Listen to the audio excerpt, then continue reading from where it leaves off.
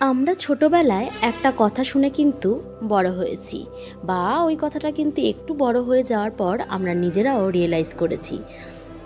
কি জানো, তুমি কারো ক্ষতি না করলে কেউ কিন্তু তোমার ক্ষতি করবে না। কিন্তু বাস্তবে যা দেখছি বা শিখছি, তুমি যার ভালো চাইবে সেই কিন্তু সবার আগে তোমার ক্ষতি করবে, বাংলায় যাকে বলে বাসটা দেবে। কিন্তু বন্ধুরা, এটা কিন্তু সবাই সবাইকে বাস বা ক্ষতি চায় না। এটা আমার ক্ষেত্রে হয়েছে বলেই যে তোমার ক্ষেত্রেও হবে এমন কোনো কথা নেই। আর দেখছো তো চারিপাশে সমাজের কি অবস্থা, একে অন্যের যেন ভালোটা দেখতেই পারে না। শুধু খারাপ আর খারাপ, খারাপে ভরে উঠেছে সারা পৃথিবী। তো যাই হোক, এই সমস্ত কথা বলতে গেলে কিন্তু একেবারে একটা দিন পুরো শেষ হয়ে যাবে। তো এ কথা থেকে বেরিয়ে আমি চলে আসি আমার মূল কথায়, মানে আমি চলে আসি আমার ব্লগে। আমি কিন্তু সকালবেলা উঠেই শুরু করে দিয়েছি বাবুর স্কুলের টিফিন। আর আজকাল বাবুকে কি দেব টিফিন, এটা ভাবতে ভাবতেই যেন আমার মাথা খারাপ হয়ে যায়। ছেলেকে যদি আজ এটা দিই তো দেখবো যে টিফিন বক্স খুলে রয়ে গেছে। আর ও যেহেতু 9টা ঘন্টা বাড়ির বাইরে থাকে, সেহেতু কিন্তু মাথাটা গরম হয়ে যায় যে এত কষ্ট করে করে দিচ্ছি, তুই খাচ্ছিস না কেন। বলে আমার ভালো লাগে না। চাউমিন, যেটা নাকি ওর খুব ফেভারিট ছিল, এখন হয়তো দিনের পর দিন একটা জিনিস ভালো লাগে না, কিন্তু আমি ওর যাতে ভালো লাগে ওই জন্য কিন্তু প্রতিদিন এক জিনিস দিই না, মিলিয়ে দেওয়ার চেষ্টা করি। মানে আজ একটা জিনিস দিলাম তো কাল অন্যটা দেবো, এই মনোভাব নিয়েই কিন্তু আমি ঘুম থেকে উঠি বা রাত্রেবেলা যখন ঘুমোতে যাই এটাই ভেবে যাই যে কালকে এটা দেবো ওকে। কিন্তু ও শুনলেই দেখি শুধু রেগে যায়। অ্যাকচুয়ালি আমি জানি ওর রাগটা কেন করে। ওর বন্ধু বান্ধবকে ম্যাক্সিমাম বাড়ির লোকেরাই হয়তো টাকা দিয়ে পাঠায়, তো আমি সেক্ষেত্রে টাকা দিয়ে পাঠাই না ওকে। এবার ওরও হয়তো ইচ্ছে করে ক্যান্টিন থেকে ভাত কিংবা লুচি পরোটা এই সমস্ত জিনিস কিনে খাবে, কিন্তু ভাত যেহেতু ও একা একা খেতে পারে না, তো ভাত খাওয়ার তো কোনো প্রশ্নই ওঠে না।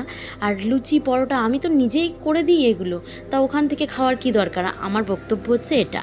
তো আর আমি যদি বাড়ি থেকে কিছু করে দিই তাহলে আমিও সারাটা দিন ঠিকঠাকভাবে চলি, যে যাক বাড়ি থেকে তো নিয়ে গেছে, এবার টাকা দেবো হাতে। আমি সত্যি কথা বলতে ওর হাতে আমি টাকা দিতে চাই না। আর যদিও দিই, ওখানে 10 টাকা 20 টাকা 30 টাকা কিছু পাওয়া যায় না, 40 টাকার নিচে হয়তো কিছু পাওয়া যায় না, একটু পেট ভরার জিনিস আর কি। হ্যাঁ, 10 টাকা 20 টাকার ওই লালিপপ টালিপপ হয়তো পাওয়া যায়, ওই কারণে আমার দিতে ইচ্ছা করে না। তো যাই হোক, আর ওটা আমার ধারণা যে ওর ওই জন্য ইচ্ছা করে না। তো মাঝে সাঝে জিজ্ঞেস করি, তোর ইচ্ছা করে না কেন, ওখান থেকে খাবি? বলছে না না খাবো না। তা আবার বলে যে না আমার মায়ের হাতের রান্নাই ভালো। তো বাবুর কথা আর কি বলবো বলো। তো দেখো, আমি কিন্তু এই সমস্ত কথা বলতে বলতে অনেক দূর পৌঁছে গেছি। যেমন দেখো না, লোটে মাছগুলো কী করছি বলো তো। এই যে মাছগুলো কিন্তু বেশ বড়, আর এগুলো হচ্ছে গিয়ে আমি ভেবেছি একটুখানি আস্তে আস্তে করবো, কোনো দিন করিনি। তো আমার এক দিদি, তোমরা চেনো, সেদিনকে দেখছিলে না যেদিনকে আমাদের বাড়িতে ঠাকুমার কাজ হলো, যে ময়দা মাখছিল, তো দিদি কিন্তু একদিন আমাকে খাইয়েছিল। তো বলছিল যা এইভাবে করবে দেখবে ভালো লাগবে। আর আমারও ইচ্ছে ছিল করার। তো তোমাদের সাথে আমি আর পুরো রান্নাটা শেয়ার করিনি, ভেবেছিলাম কেমন না কেমন হবে, যদি সব মাছ ভেঙে চুরে যায়, ওই ভয়তে আমি রান্নাটা শেয়ার করিনি। তো সত্যি কথা বলতে ওটা ভুল করেছি তোমাদের সাথে শেয়ার না করে, কারণ কি আমার সেই সমস্ত কোনো কিছুই হয়নি। রান্নাটা বেশ ভালো হয়েছিল, আর জেঠুও ভালো খেয়েছে। আর এই মাছ খাওয়ার মধ্যে আমি, জেঠু আর আমার শ্বশুরমশাই, মানে তিনজনই খেতাম। তো বাবা তো এখন আর খাচ্ছে না এগুলো, মাছের গন্ধটা এই মুহূর্তে নিতে পারছে না, তাই জন্য আমি আর জেঠু খেয়েছিলাম। তো এই হচ্ছে ব্যাপার। তারপরে ওইদিকে কাজকর্ম সেরে আমি কিন্তু চলে এসেছি আমার একদম প্রিয় জায়গায়। মানে এখানে রোদ হোক বৃষ্টি হোক সমস্ত কিছুতেই কিন্তু ভালো লাগে। আর কেন এসেছি জানো, মনে হচ্ছে একদম আকাশ ফেটে রোদ, এই সরি রোদ না, বৃষ্টি আসবে এক্ষুনি, তাই জন্য কিন্তু আমি ওই বৃষ্টির আগের মুহূর্তটা কি সুন্দর থাকে না, আকাশটা মেঘাচ্ছন্ন, আর রোদ না থাকলে তো বেশ ভালো হয় কাজ করতে। তাই জন্য আমি কিন্তু এখানে চলে এসেছি কাজের জন্য। আর মানে আমি টবগুলোকে ইচ্ছা আছে একটুখানি সরাবো, দেখলে তো একটু আগে সরালাম, তো ওইভাবে করে একটুখানি সরিয়ে সরিয়ে রাখবো। আর বর্ষাকালে কিন্তু যারা ছাদে ফুল গাছ বা ফল গাছ যাই লাগাও না কেন, এক জায়গায় টব রেখো না, তাহলে কিন্তু ছাদটা নষ্ট হয়ে যাবে। একটুখানি সরিয়ে সরিয়ে রাখার চেষ্টা করো। আর আমি কি করি, যেই সব টব থেকে কিছু কিছু টব আছে এখানে, মানে 5-6টা মতো, দেখি কি জল কিছুতেই সরে না, তার মানে এর যে ড্রেনিং সিস্টেমটা ওটা মনে হয় একটুখানি বন্ধ হয়ে গেছে। তো ওই জন্য কি করি, ওই গাছগুলোকে মানে ওই টবগুলোকে কিংবা বালতিটাকে আমি না একদম শুইয়ে রাখি, যাতে করে জলটা ওর মধ্যে নাই পড়ে। তো কেন কি বারবার করে জল জমবে, ওখানে গিয়ে তো বারবার করে ওই জলগুলো ফেলা সম্ভব নয়, ওই জন্য এই সিস্টেমটা কিন্তু বেশ ভালো। আর স্নেক প্ল্যান্টগুলো তো পুরো ভর্তি ভর্তি হয়ে গেছে।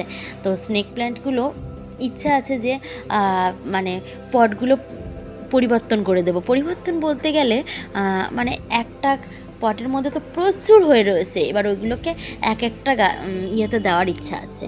তো দেখো আমি কিন্তু এইটুকু কাজ করতে পেরেছি, কিন্তু এইটুকু কাজ করলে হবে না, আরও চারিপাশে অনেক গাছ রয়েছে, ওগুলোকে ভাবছি সারাটা ছাদে বিছিয়ে দেব। তারপরে আবার বর্ষাকাল চলে গেলে যে যার জায়গায় চলে যাবে। তাও দেখো বলতে বলতে কিন্তু চলে এসছে বৃষ্টি রানী। প্রচুর বৃষ্টি হচ্ছে, দেখতে পাচ্ছ, ওই দেখো রাস্তাটার মধ্যে কেমন বৃষ্টির জল পড়ে পড়ে কেমন হচ্ছে, বুঝতেই পারছো প্রচুর বৃষ্টি হচ্ছে কিন্তু আজকে।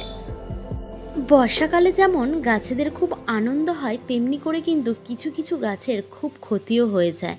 আমার তো আগের বছর 2টো বুগেনভেলিয়া মরে গেছে। তো এই বছর দেখলাম যে একটা কেমন ঝিমোচ্ছে, যেটা অরেঞ্জ কালারের ফুল হতো, ব্যালকনিতে রেখেছিলাম, ওটা আমি ছাদের মধ্যে নিয়ে রেখেছি। আর ফুল যেই শেষ হয়ে গেছে আমি পুরো কেটে দিয়েছি, মানে ছেঁটে দিয়েছি, আর পুরো গাছটা সবুজ হয়ে গেছে। তোমাদের সাথে অবশ্যই শেয়ার করব আমি। আর তাই জন্য আমি ভাবলাম যে না, ওকে কষ্ট দিয়ে লাভ নেই, ওকে আমি একদম সিঁড়ির মধ্যে এনে রেখেছি। আর এবার ও ভালোই আছে, দেখে এসেছি। তারপরে দেখো এই সমস্ত কথা বলতে বলতে কিন্তু আমি একদম সন্ধ্যেবেলায় চলে এসেছি। সব সময় বৃষ্টি হচ্ছে সারা দিন ধরে, তাই জন্য ভাবলাম যে একটুখানি খিচুড়িই করা যাক। আর খিচুড়ি 3 রকমের ডাল দিয়েছি, একটুখানি মসুর ডাল, মুগ ডাল আর মটর ডাল। এই 3 রকমের ডাল সমপরিমাণে নিয়ে একটু চাল, আতপ চাল দিয়ে আমি কিন্তু খিচুড়ি শুরু করে দিয়েছি করা। আর তোমাদের সাথে আর শেয়ারও করিনি ওটা, কেন কি আমি রাত্রেবেলা বাবুর বুক শেলফটাকে গুছিয়ে নিয়েছি। এটা গোছানোর আগের মুহূর্তটা তোমাদের সাথে আর শেয়ার করিনি। আর কারণ কি অনেকটা সময় তো লেগেছে, পুরো বই নামিয়ে পুরো ঝেড়ে মুছে তারপরে কিন্তু এগুলো গুছিয়ে রেখেছি।